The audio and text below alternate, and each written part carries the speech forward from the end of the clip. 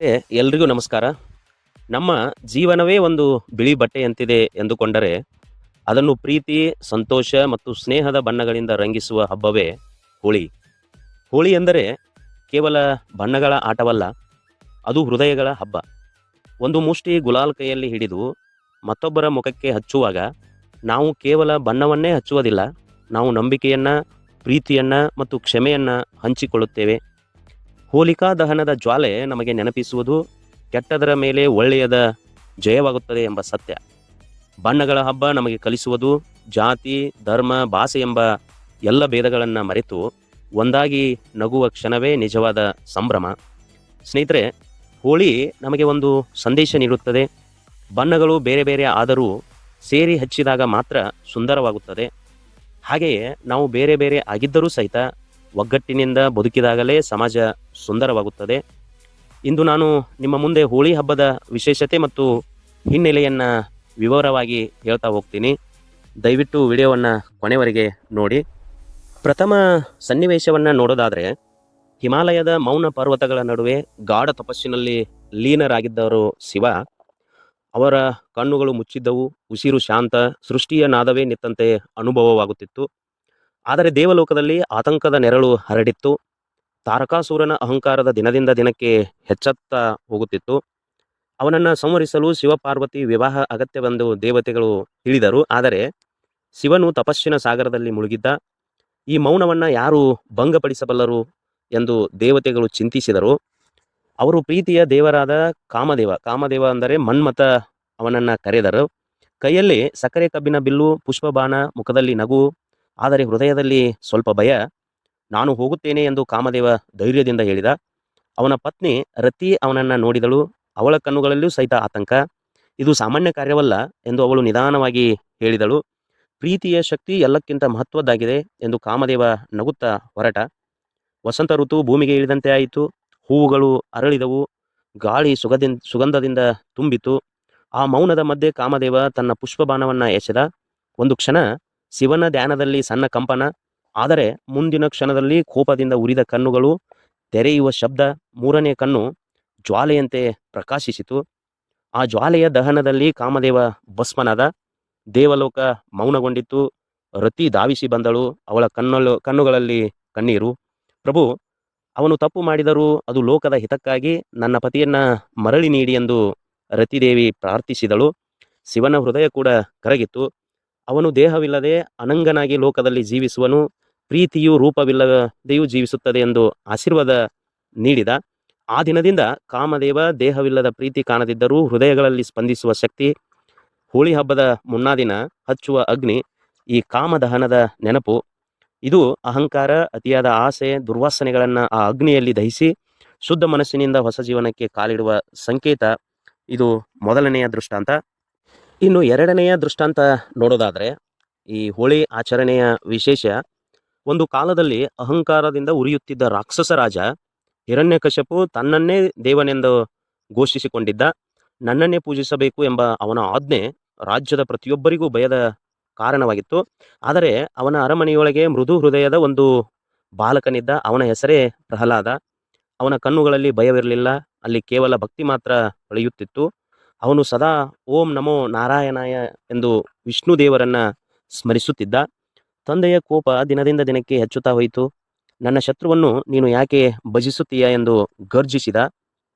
ಆದರೆ ಚಿಕ್ಕ ಪ್ರಹ್ಲಾದ ಶಾಂತವಾಗಿ ಉತ್ತರ ನೀಡಿದ.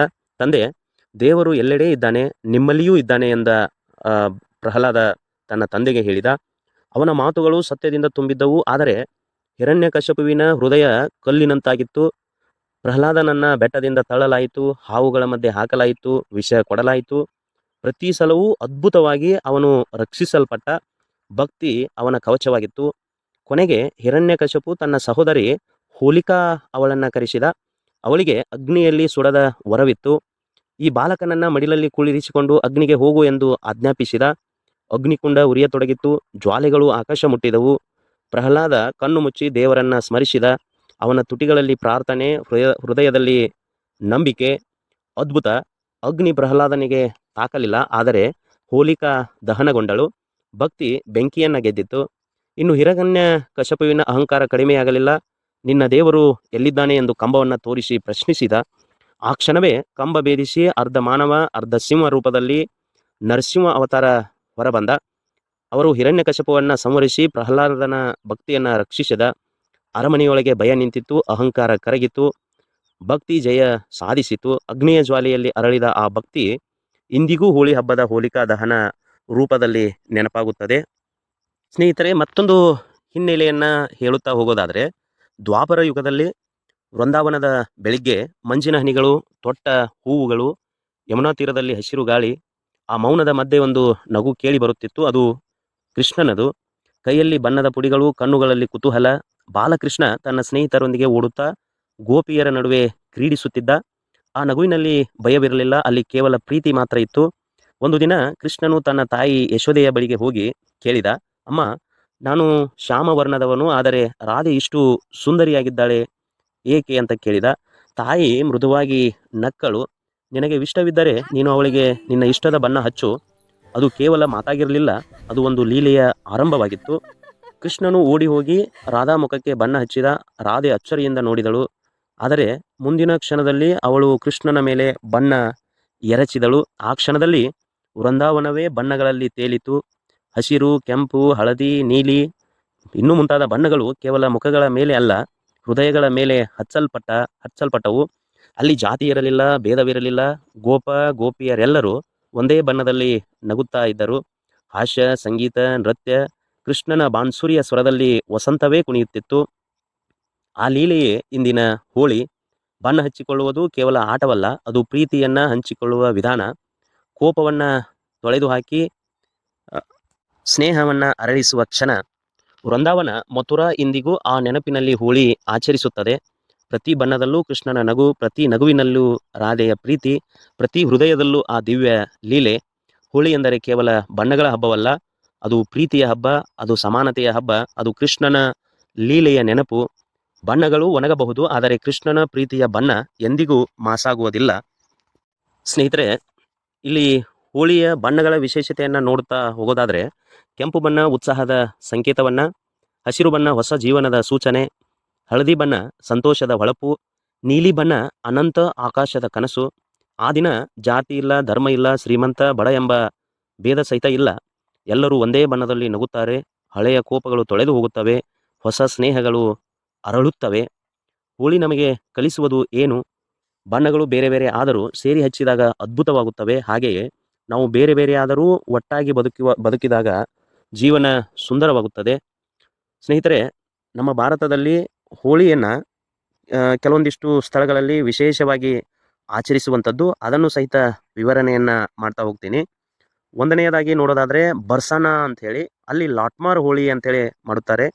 ಇದು ಉತ್ತರ ಪ್ರದೇಶದ ಬರ್ಸಾನ ಅಲ್ಲಿ ನಡೆಯುವ ಲಟ್ಮಾರ್ ಹೋಳಿ ವಿಶಿಷ್ಟ. ಇಲ್ಲಿ ಮಹಿಳೆಯರು ಆಟದ ರೂಪದಲ್ಲಿ ಪುರುಷರನ್ನು ಲಾಠಿಯಿಂದ ತಳ್ಳುತ್ತಾರೆ. ಇದು ರಾಧಾಕೃಷ್ಣನ ಲೀಲೆಯ ನೆನಪು. ನಗು, ಕ್ರೀಡೆ, ಸಂಭ್ರಮ ಎಲ್ಲವೂ ಒಂದೇ ವೇದಿಕೆಯಲ್ಲಿ ಇರುತ್ತದೆ. ಇನ್ನು ವೃಂದಾವನ ಮತ್ತು ಮಥುರಾ ಎಂಬ ಭಕ್ತಿಯ ಹೋಳಿಯನ್ನು ನೋಡಬಹುದು. ಇಲ್ಲಿ ಹೋಳಿ ಭಕ್ತಿಯ ಮಹಾಸಾಗರ ರೀತಿಯಲ್ಲಿ ಇರುತ್ತದೆ. ದೇವಸ್ಥಾನಗಳಲ್ಲಿ ಗುಲಾಲ್ ಮಳೆಯಂತೆ ಸುರಿಯುತ್ತದೆ. ಭಜನೆಗಳು, ಕೀರ್ತನೆಗಳು, ಬಣ್ಣಗಳ ಆಟ ಎಲ್ಲವೂ ಕೃಷ್ಣನ ಸ್ಮರಣೆಯಲ್ಲಿ ನಡೆಯುತ್ತದೆ.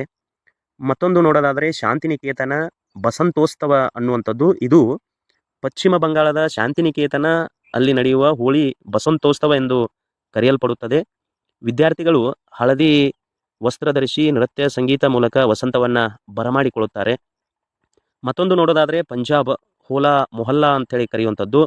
ಆನಂದಪುರ ಸಾಹಿಬ್ನಲ್ಲಿ ನಡೆಯುವ ಸಿಖ್ ಸಮುದಾಯ ಹೋಲಾ ಮೊಹಲ್ಲಾ ಆಚರಿಸುತ್ತದೆ. ಕತ್ತಿ, ಕಲೆ, ಕುದುರೆ ಸವಾರಿ, ಶೌರ್ಯ ಪ್ರದರ್ಶನ, ಇಲ್ಲಿ ಶಕ್ತಿಯ ಸಂಕೇತವನ್ನು ತೋರ್ಪಡಿಸಲಾಗುತ್ತದೆ. ಇನ್ನು ಮತ್ತೊಂದು ನೋಡೋದಾದರೆ ಗೋವಾದಲ್ಲಿ ಸಿಗ್ಮೋ ಅನ್ನುವಂಥದ್ದು. ಇದು ಸಿಗ್ಮೋ ಹಬ್ಬದ ರೂಪದಲ್ಲಿ ಹೋಳಿ ಆಚರಣೆಯನ್ನು ಮಾಡುವಂಥದ್ದು. ಇನ್ನು ದಕ್ಷಿಣ ಭಾರತದ ಕಡೆಗೆ ನೋಡೋದಾದರೆ ಕಾಮದಹನವನ್ನು ಮಾಡುವಂಥದ್ದು. ಕರ್ನಾಟಕ, ತಮಿಳುನಾಡು ಮುಂತಾದ ಕಡೆ ಕಾಮದಹನ ಎಂಬ ರೂಪದಲ್ಲಿ ಆಚರಣೆಯನ್ನು ಮಾಡುವಂಥದ್ದು. ದುಷ್ಟ ಗುಣಗಳನ್ನು ದಹಿಸುವ ಸಂಕೇತವಾಗಿ ಅಗ್ನಿಯನ್ನು ಹಚ್ಚಲಾಗುತ್ತದೆ. ನಮ್ಮ ಉತ್ತರ ಕರ್ನಾಟಕದ ಬಾಗಲಕೋಟೆ ಜಿಲ್ಲೆಯಲ್ಲಿಯೂ ಸಹಿತ ಹೋಳಿ ಹಬ್ಬವನ್ನು ಉತ್ಸಾಹಭರಿತವಾಗಿ ಗ್ರಾಮೀಣ ಸೊಗಡಿನೊಂದಿಗೆ ಆಚರಿಸುವಂಥದ್ದು. ಕೊನೆಯದಾಗಿ ಹೋಳಿ ಹಬ್ಬ ನಮಗೆ ಕಲಿಸುವುದು ಬೆಂಕಿಯಲ್ಲಿ ಸುಡುವುದು ಮಾತ್ರವಲ್ಲ, ಮನದ ಅಹಂಕಾರವೂ ಹೋಗಬೇಕು. ಮುಖದ ಮೇಲೆ ಹಚ್ಚುವ ಬಣ್ಣ ಮಾತ್ರವಲ್ಲ, ಹೃದಯದಲ್ಲಿ ಅರಳುವ ಪ್ರೀತಿಯೂ ಆಗಬೇಕು. ಒಂದು ದಿನದ ಸಂಭ್ರಮದ ಹಿಂದೆ ಶತಮಾನಗಳ ಸಂಸ್ಕೃತಿ, ಭಕ್ತಿ ಮತ್ತು ಭಾವನೆಗಳ ಹರಿವು ಇದೆ. ಹೋಳಿಯ ಬಣ್ಣಗಳು ನಮಗೆ ಹೇಳುವ ಸತ್ಯವೇನೆಂದರೆ, ನಾವು ಬೇರೆ ಬೇರೆ ಬಣ್ಣಗಳಲ್ಲಿ ಇದ್ದರೂ ಸಹಿತ ಒಂದಾಗಿ ಬೆರೆತಾಗಲೇ ಜೀವನ ಸುಂದರ ಮತ್ತು ಇಂದ್ರಧನುಷ್ಯ ಅಂತ ಹೇಳಬಹುದು. ಸ್ನೇಹಿತರೆ, ಹಳೆಯ ನೋವುಗಳನ್ನು ಗಾಳಿಗೆ ಒಪ್ಪಿಸಿ, ಹೊಸ ಕನಸುಗಳನ್ನು ಬಣ್ಣಗಳಲ್ಲಿ ಚಿತ್ರಿಸಿ, ಸ್ನೇಹದ ಕೈ ಹಿಡಿದು ಮುಂದೆ ಸಾಗುವ ಸಂಕಲ್ಪವೇ ಹೋಳಿ. ಅಂತಿಮವಾಗಿ ಹೋಳಿ ಕೇವಲ ಹಬ್ಬವಲ್ಲ, ಅದು ಮನಸ್ಸನ್ನು ಶುದ್ಧಗೊಳಿಸುವ ಜ್ವಾಲೆ, ಹೃದಯವನ್ನು ರಂಗಿಸುವ ಪ್ರೀತಿ, ಸಮಾಜವನ್ನು ಒಂದಾಗಿಸುವ ಸೇತುವೆ. ಬಣ್ಣಗಳು ಮಾಸಬಹುದು, ಆದರೆ ಹೋಳಿಯ ಸಂದೇಶ ಪ್ರೀತಿ, ಸಾಮರಸ್ಯ, ಸಂತೋಷ ಯುಗ ಯುಗಾಂತರಗಳಿಗೂ ಅದು ಅಮರವಾಗಿರುತ್ತದೆ. ಎಲ್ಲರಿಗೂ ಹೋಳಿ ಹಬ್ಬದ ಶುಭಾಶಯಗಳು. ನಮಸ್ಕಾರ.